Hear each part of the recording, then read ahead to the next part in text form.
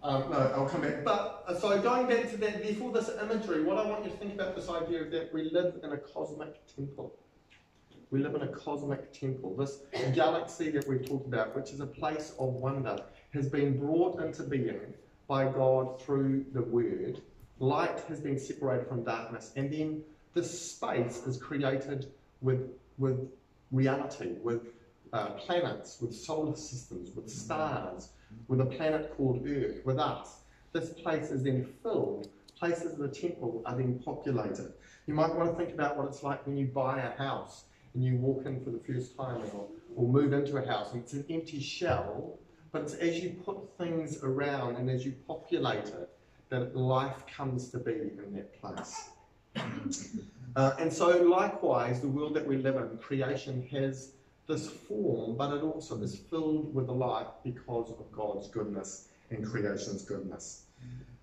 Another thing about the part of this passage here is the repetition that takes place when I'm teaching my students. I help them to notice here the repetition, and anybody who does literature will know, if there's repetition, then that means the writer of that text is trying to get something through to you.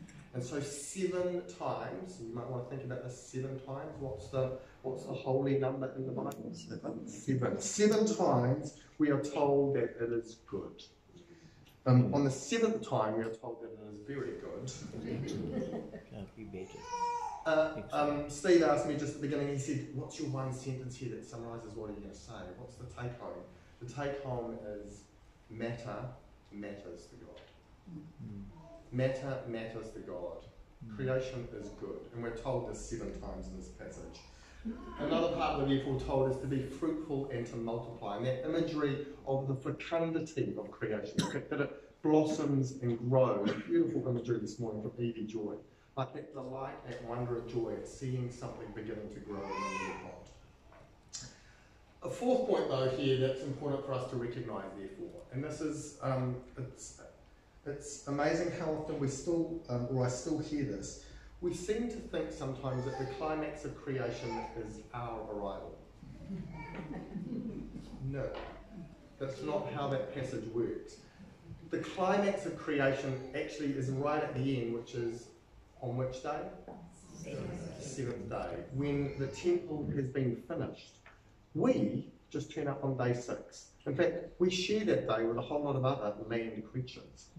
We seem to think that this is all about us, that the rest of creation is sort of built there as sort of as a backdrop.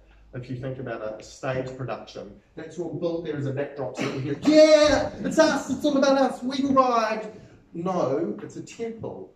We're in the temple with everybody else. The day of perfection, the day of climax, is when the temple is opened and others are being welcomed to come and be in that temple and to see everybody who is assembled. And of course, why are they assembled in the temple? What do we do in temples? What do we do in sanctuaries? We worship. We give praise. Click. Thanks, Stu. Next, click. What does this therefore tell us about God, creation, and ourselves? Just 3 quick points here. In Christian doctrine and Christian teaching, God is other than creation. In Orthodox Christian belief, we don't believe that God is crushed into creation or is the same as creation. We say that creation is other than God. There is otherness. And it's that space that allows freedom, but also therefore allows for love. Because if you're in a marriage, but you're actually crushed into each other, then actually there's no space to allow each other to grow and develop. And so it's the very otherness of God in creation, which allows creation to bloom and grow into who it's called to be by God, but therefore gives the space for a relationship between all of creation and God. That doesn't mean, though, therefore, that God is completely separate from creation. That means that I want to suggest that, therefore, creation is suffused with the grace of God. And again, some of those beautiful songs that Bruce has picked this morning, the idea that the glory of God is present in creation, but that God is also transcendent and larger than creation. A second point here, thanks Stu, what takes place in a temple? We worship. That's what creation is here for. It gives worship and praise and glory to its creator. Psalm 65 that we've just read, this amazing psalm, in fact the whole of the psalms are full of this imagery of creation giving its praise to God. And often when we read that we think, oh, this is just metaphorical, the trees and the fields clapping their hands. But if you stand in a forest with the wind blowing and watch trees move, what are the trees doing? They're clapping their hands. When a river is flowing at full stream, what is the river doing? It's giving its glory to God. Perhaps one of the most beautiful ways I think of illustrating this idea of the cosmic temple and the giving worship to God is an extract from C.S. Lewis's Magician's Nephew. Many of you will, I'm almost sure, most of you will have read C.S. Lewis's or part of his Narnia. And Before the Lion and the Witch Wardrobe is the first book in the series, which was actually written later called The Magician's Nephew. And C.S. Lewis gives this sort of this descriptive account of the world coming into being. I'm going to read this to you, and I encourage you here to close your eyes and think about the way in which C.S. Lewis captures this idea of worship. He writes, "In the darkness something was happening at last. A voice had begun to sing. It was very far away, and Diggory found it hard to decide from what direction it was coming. Sometimes it seemed to come from all directions at once. Sometimes he almost thought it was coming out of the earth beneath them. Its lower notes were deep, deep enough to be the voice of the earth herself. There were no words, there was hardly even a tune, but it was beyond comparison the most beautiful noise he had ever heard. It was so beautiful he could hardly bear it. Then two wonders happened at the same moment. One was that the voice was suddenly joined by other voices, more voices than you could possibly count. They were in harmony with it, but far higher up the scale, cold, tingling, silvery voices. The second wonder was that the blackness overhead, all at once, was blazing with stars. They didn't come out gently one by one as they do on a summer evening. One moment there had been nothing but darkness. Next moment 1,000 points of light leaped out. Single stars, constellations and planets brighter and bigger than any in our world. There were no clouds, and the new stars and the new voices began at exactly the same time. If you had seen it and heard it as Diggory did, you would have felt quite certain that it was the stars themselves which were singing, and that it was the first voice, the deep one, which had made them appear and made them sing." The passage there from C.S. Lewis goes on in this beautiful imagery here, and the voice, of course, is the voice of Aslan, the lion, who's actually the one who is singing and bringing this world into being, the world of Narnia. Third point here, therefore, who are we, therefore, in this temple? 2 points here. We are creatures. We turn up on day 6. We are creatures. Maybe the best conception of sin is to think that actually we've forgotten our creaturehood. First and foremost, we are creatures. What is our fundamental calling, therefore, as humans? We are homo faber, that is, we have this tremendous capacity as humans because of our intelligence and our dexterity, etc., to create, or as Tolkien would say, C.S. Lewis's compatriot, to co-create, to take the wonder of the world and to do more things with it. Because we have this capacity to make things and to be technological and to be creative and imaginative.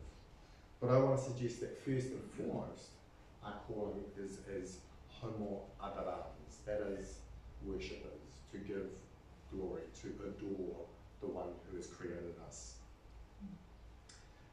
How might we picture that? I want to suggest, therefore, that we might want to think of ourselves first and foremost as choristers in a temple, in a choir, with a cosmic choir, with the stars, with the moons, with the trees, with the rivers, bringing our praise back to the Creator.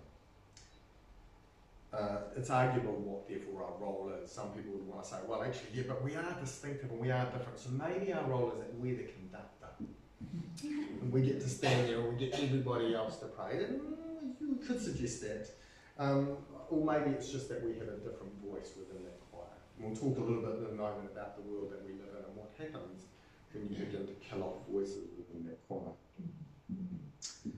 So, what might this amazing story, this ancient story that has been passed on from generation to generation within the Judeo and then Christian tradition mean to us? Some take-homes here for us today, this week, and in the season of creation. Thanks, Stu. Oh, sorry, two of them. First, some take-homes. The first thing is that creation is good. Matters to God. The passage here from John, the Word became flesh. The Word that brought creation into being then comes in flesh and human form, takes matter into the Godhead. The image there in John 1:14 is that God came in flesh and then made his dwelling with us. And the word dwelling there is the word tabernacle, which is the same imagery that's used when Israel is in the desert. And so this idea here is that in the incarnation, in Jesus coming in human form, that he comes in human form, but he lives tent-like. What happens with the temple in Israel, with the tabernacle in Israel? Where is the glory of God? In the tabernacle. The people will go to that tent and building to encounter the glory of God. And so this John passage is that Jesus has come in flesh, but therefore the glory of God is fully revealed here in the human person of Jesus. What this means for us is that if we have sort of an anti-material spirituality, one that tells us that the flesh is bad or that matter is bad, then I want to suggest that that's a sub-Christian form of spirituality. Because actually Christian spirituality wants to affirm the wonder and the beauty of the physical world in which we live. I was in Auckland yesterday and at the recommendation of a Reverend Vicar, Mark Harris, I went to the Icon exhibition. There's an Icon exhibition at Auckland Art Gallery. Icons are created by the Orthodox stream of the church, and there's a great emphasis here on creation and things that are made that are beautiful. And so an icon is an image, and it's not that you're worshipping the image, you're worshipping the image acts, or the icon acts as a doorway or a window into another reality. And so it's very important for people in the Orthodox tradition, they go up to it and they touch it and they kiss it. And in doing so, they want to honour that, but also honour the reality, this cosmic reality that they're caught up in. And so for those who come from that tradition, and from a high church tradition, we're used to this idea of touch and smell when you walk into a temple and there is incense and there's smells. Sometimes, if we don't live in that tradition or haven't been exposed to that tradition, we think that sort of our spirituality has to somehow just be purely head or conceptual. But I want to suggest that our spirituality involves all our senses, because that's who we are as material beings. Finally, therefore, some reflections about the time that we live in, though, in terms of linking this to the world that we live in now. Our present times, as you will know, because I suspect most of you read the newspapers and watch television and that, we live, some suggest, in a moment of ecological crises. Not a crisis, but crises, because there are multiple crises going on. Climate change is the most obvious of that, but there's also fresh water decline, there's pollution, there's habitat destruction. And one that I want to focus on here is the idea of biodiversity loss. That is the loss of creatures. Scientists tell us that we now are on the threshold of what's known as a sixth great mass extinction. During the world's history, there have been 5 previous mass extinction events when something cataclysmic has taken place in the world, which has led to an extinction of large number of species. The 5th one was caused by an asteroid hitting a peninsula, the Yucatan Peninsula in New Mexico, and that led to basically the decimation of dinosaurs, or the end of dinosaurs, and therefore the creation of, or the abundance, the coming to life of mammals, and therefore us. And what scientists are telling us is that we now live on the edge of a sixth great mass extinction. That is that the background rate of extinctions amongst species is now running at somewhere between 1,000 and 10,000 times higher than the normal background rate of extinctions. The difference here is that this is not caused by an external event such as an asteroid. This is being caused because of our pumping gases into the atmosphere. Again, this is not something that we knew was going to happen, but we now live with the consequences of a way of life that we've chosen for the last 250 years. How we respond to that is a much bigger political question. But one of the things I want us to think about, therefore, is if this is a cosmic temple, as we lose species, what we're actually losing is members of our choir. Our choir is diminishing. That voice of praise to its creator is slowly being diminished one at a time, one at a time, one at a time. And in doing so, therefore, the praise and glory that is given diminishes as well. What should therefore our posture be as we live at these times? Some reflections here. One approach, or there's two approaches I want to suggest. One is activism. Let's get involved in some sort of activism that will save the world. And I've been involved in that world for 20 years, and there's lots of it, and there's lots of sort of activism and advocacy, and we've got to do this to save the world from climate change. And I totally think, yes, we need to respond. But I'm also aware that as a base level of spirituality, this sort of messianic, let's save the world, is very, very, very unsustainable on term. Because there's only so long you can keep this sort of energetic activism going. At the other extreme, I look at society and the church and it, across the board, and the other approach is sort of this lethargic despair or denial, which is, well, actually, there's nothing to do about it, so I'll just sit on the shelf and in fact, get depressed. I want to suggest that this imagery of the temple and of worship helps find a space between those two realities of sort of this endless activism and a lethargic despair, do nothing. And I want to suggest that actually our first response as the people of God is one of worship and wonder. How might this be expressed? Thinking here again about this temple imagery. How many of you have visited cathedrals overseas? Probably, they get a good number. What do you do when you walk into a cathedral? What's the posture when you walk into a cathedral? Run. Look up. You look up? What, are you loud? Are you energetic? No. No, you're silent. You bring yourself down. There's a sense in which you're entering into something sacred, and so therefore you want to be attentive to what's taking place there. Simone Weil is a Christian mystic in the 20th century. She said, attention taken to its highest degree is the same thing as prayer. It presupposes faith and love. Absolutely unmixed attention is prayer.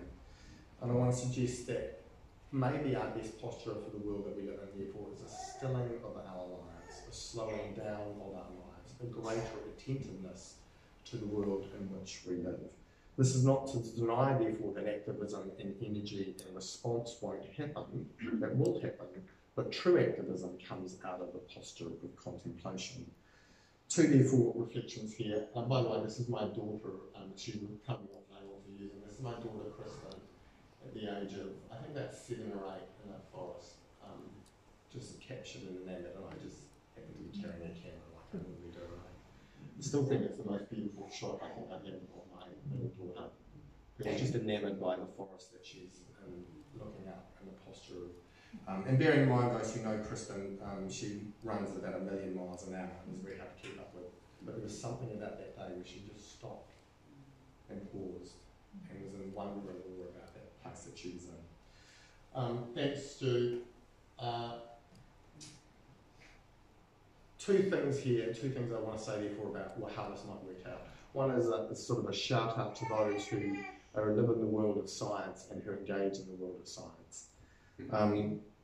A quote here, all the phenomena of the earth, it seems, have wisdom within them. Wisdom is not only something that humans acquire by observing nature, it also seems to be something that is embedded in nature that humans are challenged to discover. And so in the same way that we walk into a cathedral and we go with a sense of curiosity and inquiry to work out what is it that's going on in this cathedral, what is the life that is lived here, who has lived here, and what is the sort of a legacy they have left in that cathedral. Likewise, scientists who undertake that task in the world, to walk around in this cosmic temple and to understand what is this life that has been lived here. And I really want to affirm those who live and work in that tradition, because it's a critical part of Christian discipleship. But alongside that, therefore, thank you, Stuart, last slide. Also, though, a posture though of stillness. If through the Son creation has come to be, and if in him all things consist, it must follow that he who contemplates creation rightly is contemplating also the Word who framed it, and through him, therefore, begins to apprehend the Father. So says Athanasius in the 4th century. I want to encourage us, therefore, as homo adorans, as worshippers of God, in this season creation, to take the opportunity to still ourselves.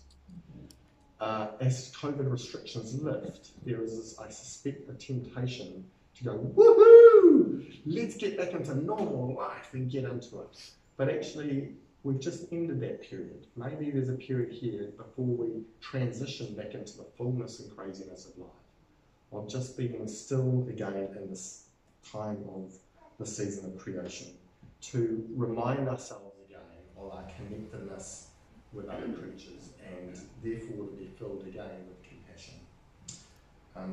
May this be true for us now, but also into the future as a human.